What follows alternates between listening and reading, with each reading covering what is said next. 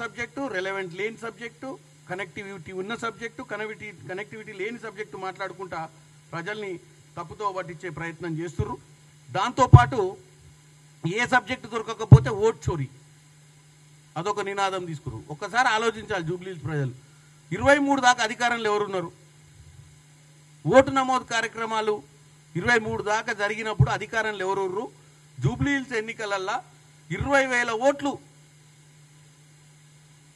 తప్పిదాలు జరిగినాయని చెప్పి ప్రెస్ ముందుకు వచ్చి మాట్లాడారు ఓపెన్గా. అంటే ప్రజల్ని కన్ఫ్యూజ్ చేయనికే 20,000 ఓట్లను ప్రస్తుత ప్రభుత్వము ఎన్నికలు గెలవనికే నమోదు చేయించుకుర్రు. ఎక్స్ట్రా ఓట్లు వచ్చినాయి, దీని గురించి ఏదో ఒకటి చేయాలని చెప్పి రచ్చరచ్చ చేసారు. తీరా చూస్తే 1,200 కోట్లు ఉన్నాయని చెప్పి హైకోర్టులో కేసు ఫైల్ చేశారు.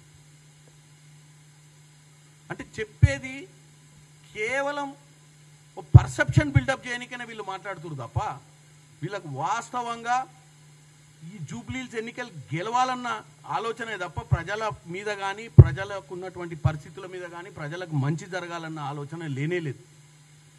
అదే ఆలోచన ఉంటే ప్రతి ప్రభుత్వం చేసే పథకంలో కానీ ప్రభుత్వం చేసే విషయంలో కానీ ప్రజల మధ్యనికి ఈరోజు రేషన్ కార్డులు ఇస్తున్నాం, ఈరోజు ఇంద్రం మిల్లులు ఇస్తున్నాం, ఈరోజు 200 యూనిట్ల కరెంట్ ఇస్తున్నాం. వాటి గురించి ఎప్పుడు మాట్లాడరు. లబ్ధిదారులకు వస్తున్నాయా, రావట్లేదా, పేదోళ్ళకు అందుతున్నాయా, పేదోళ్ళకు అందట్లేవా? అట్లాంటి మంచి కార్యక్రమాలు చేసినప్పుడు వీళ్ళ వంతు ప్రతిపక్ష హోదాను గవర్నమెంట్ పథకాన్ని ప్రజలకు అందుతుందా లేదా అని పర్యవేక్షణ చేసి మాట్లాడితే ఒక కన్స్ట్రక్టివ్ లీడర్ అంటారు. ప్రతిదానికి తప్పులు చూపించి ప్రతిదానికి ప్రభుత్వాన్ని ఎండగట్టే ప్రయత్నం చేస్తే ప్రజలు ఎప్పటికి కూడా ప్రజలు తెలియకల్లోళ్ళు, ప్రజలకు తెలుసు. ఎందుకంటే మీ హయాం 10 సంవత్సరాల హయాంలో మిగులు రాష్ట్రంగా మీ చేతిలో హైదరాబాద్ని పెడితే అప్పుల రాష్ట్రంగా తీసుకొచ్చిన విషయాన్ని రిజిస్టర్ అయిపోయింది ప్రజలకు. లేకపోతే మిమ్మల్ని 3వ అధికారంలోకి తెచ్చేటోళ్ళు కదా. లేకపోతే పార్లమెంట్లో మీకు ఒక్క సీటు కూడా రాని పరిస్థితి ఎందుకు వచ్చింది అంటే ప్రజలు రిజిస్టర్ అయిపోయింది. మీరు ఈ రాష్ట్రాన్ని దోచుకుర్రు. దండుపాల్యం బ్యాచ్ మీది.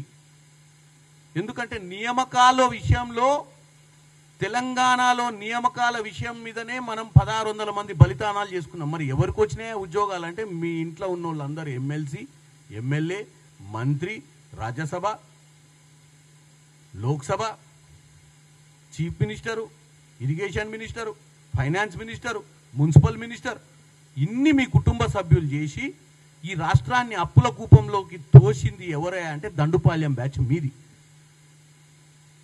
ఒక్క కుటుంబంలోనే గిన్ని కీలక పదవులు అనుభవించి ఈ రాష్ట్రాన్ని నడిపింది మీరు, ఈ రాష్ట్రాన్ని దోచుకుంది మీరు. ఇప్పుడు వచ్చి ఈ 2 సంవత్సరాల ప్రభుత్వాన్ని దండుపాల్యం బ్యాచ్ అని చెప్పి తెలంగాణ ప్రజల్ని తప్పుదో పట్టిస్తున్నారు. 10 సంవత్సరాలు మీరు చక్కగా పరిపాలించుంటే ఈ హైదరాబాద్ నగరంలో ఈరోజు ఎక్కడ బస్తీ దవాఖానాల సమస్య ఉండకపోవు, బస్తీ దవాఖానాలలో ఇన్ఫ్రాస్ట్రక్చర్ ప్రాబ్లం ఉండకపోవు, ఉస్మానియా హాస్పిటల్ని మంచిగా చేసుకుందాము, గాంధీ హాస్పిటల్ని మంచిగా చేసుకుందాము. డబ్బులన్నీ కమిషన్లకు కకృతి పడి కూలేశ్వరం ఏటీఎం పెట్టుకొని అందులోకెళ్ళి డ్రా చేసుకురు మీరు. ఇప్పుడు వచ్చి జూబ్లీహిల్స్ ఎన్నికలల్లో ఎట్టి పరిస్థితుల్లో గెలవాలే, గెలవకపోతే బీఆర్ఎస్ పార్టీ మనుగడకే దెబ్బ పడుతుందని ఒక ఆలోచనతోటి వందలాది మందిని ఊర్లలోకి వెళ్ళి మీకు ఓడిపోయిన ఎమ్మెల్యేలను, గతంలో మీ పార్టీలో పనిచేసినటువంటి కొంతమంది కార్యకర్తలను తీసుకొచ్చి జూబ్లీహిల్స్లో వదిలేసిర్రు. మీ ఇద్దరేమో అచ్చోసిన ఆంబోతులు లెక్క ఊరు మీద పడి తిరుగుతుర్రు. దీంతో మీకు ఓట్లు వచ్చే పరిస్థితే లేదు. ప్రజలు గమనిస్తుర్రు. జూబ్లీహిల్స్ ప్రజలకు ఒక్కటే ఒక విన్నపం చేసుకుంటున్నా, అక్కడ ఉన్నటువంటి సెటిలర్లను మాయల పడేయాలని చెప్పి ఊసరవెల్లి మాటలు మాట్లాడుతున్నారు. గతంలో మాట్లాడిన అన్ని వక్రీకరించి ఇప్పుడు పొగడతల దారి పట్టిరు. ఇప్పటి వరకు వాళ్ళ క్యాండిడేట్ మీద వాళ్ళ క్లారిటీ లేదు. మా క్యాండిడేట్ బ్రహ్మాండమైన ప్రచారం చేసుకుంటూ బ్రహ్మాండమైన నామినేషన్ వేస్తే గూండాలను తెచ్చిర్రు, అంతర్రాష్ట్రీయ గూండాల సంఘం పెట్టుకుర్రు, మొత్తం వచ్చి ఒక ఆడ జమ అయ్యారు. ఈ రాష్ట్రానికి ఏమైంది అంటాడు ఒక ఆయన. ఎక్కడో ఏదో సబ్జెక్ట్ జరిగితే ఎమ్మటే రాష్ట్రంలో గన్ కల్చర్ పెరిగిందంట. అది అమెరికాలో లాంగ్వేజ్. అది ఇక్కడ గన్ను లేదు, కల్చర్ లేదు. గన్ కల్చర్ పెరిగింది రాష్ట్రంలో. అంటే ఏది నోటికి వస్తే అది ఇంగ్లీష్ అయినా పర్లే, హిందీ అయినా పర్లే, బ్రహ్మాండంగా ఉండి మంచిగా పేలుతుంది అనుకుంటే ఆ మాట వాడటం అలవాటైంది ఇలా. కాబట్టి జూబ్లీహిల్స్ ప్రజలు అప్రమత్తంగా ఉండాలి.